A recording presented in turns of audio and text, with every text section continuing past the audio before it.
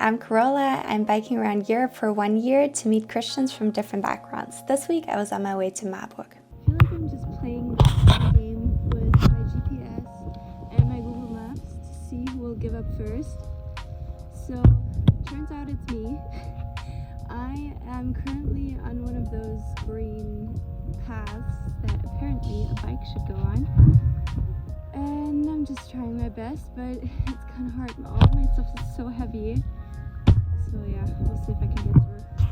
Now, as you can see, I did not enjoy this part, but eventually I made it to much nicer paths, and I was so excited to visit my old workplace.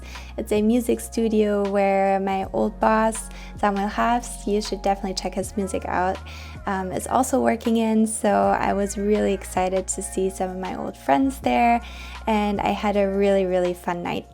The next day started with some really bad weather, but with the right breakfast and the right clothes, I was ready to bike on. And I was so excited that Thomas joined me for the bike ride to Marburg. We did face some obstacles, but it was nothing we couldn't handle. So together we made it to Marburg.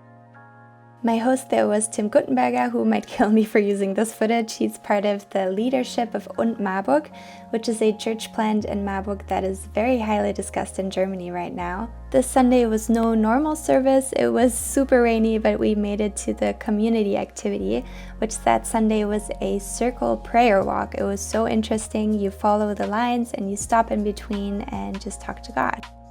So I'm completely soaked. And we're back home now. I didn't film because it was so wet and rainy, but it was a really good experience. And I'm going to tell you about it probably in the video right after this. Yeah, I had some, I would say, cool moments with God, which is not very often in a typical Sunday setting for me. Yeah. So I enjoyed it. Yeah. How was it for you? Yeah, I liked it too. I think it was really interesting because I would have thought that it's more of a newer modern thing, but Carolina, the girl who set this up, she talked about this actually being something that's more traditional, that's been done for many years, and that was interesting to me. And I thought it was kind of cool to be in a place where and walk the steps where I know other people have been praying here for many years, so it felt like a really special place to walk and pray. What I haven't told you up until now is that I actually used to live here and go to university in the city. This was the view from my window, and this is where I lived, so of course I had to go visit the castle, which the city is named after. It takes a lot of steps, but it is worth the view. So this is a little bit of an emotional spot for me. I used to come up here and look outside and just think about what my future would look like after I got my bachelor's, and I have to say, it's looking pretty nice. I could show you so many places here, but I think it's much more interesting to hear more about the church plant UND Marburg. So we are at Tim's place right now, who was so nice to host me these past couple of days. And he is actually part of the leadership of a church that I think in Germany right now is one of the most discussed churches. And is really interesting. Maybe you can tell me a little bit about your church, the name of it. I think is really interesting and why you chose that name. Yeah. Hey, first of all, nice that you're here in Marburg. Welcome. Thank you. I love the project and it's really an honor that you're here. So I'm Tim. I'm part of UND Marburg, which the name UND is coming from our vision that we wanted to connect different kind of people. So we want to have homeless people and teacher and academics and some bankers and so on. So we want to... Sorry to interrupt you. Und means and, right. The word and in English. Right.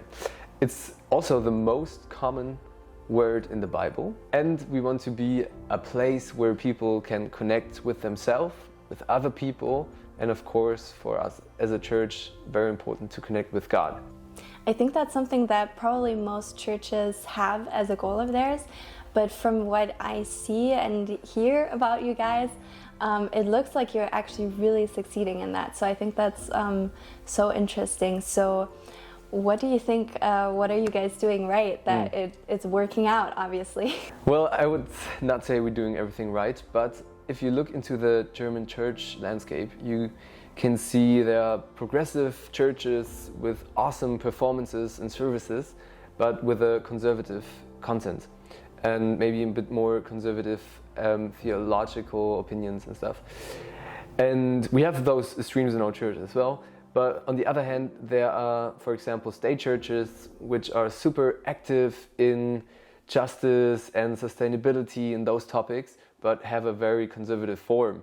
So we try to connect and to be an and, to say we have a progressive form with attractive services and events and forums, and have a progressive content. And we see that in Germany there's a lot of response to it. So we have many people who are very interested in that concept, and we think about how the church is in our society, what's the role of the church in our society, and what will the church look like in the next years, and what we can do to reach young people. And we see that this is one way that we go.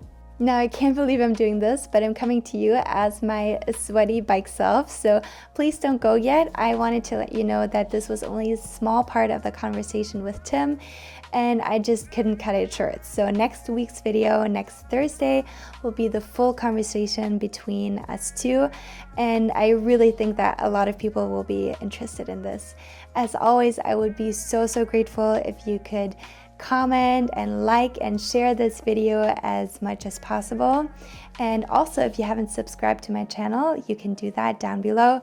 I link to UND Marburg as well as to my old boss, Samuel Harfst, whose music is so good, so you should go and check it out.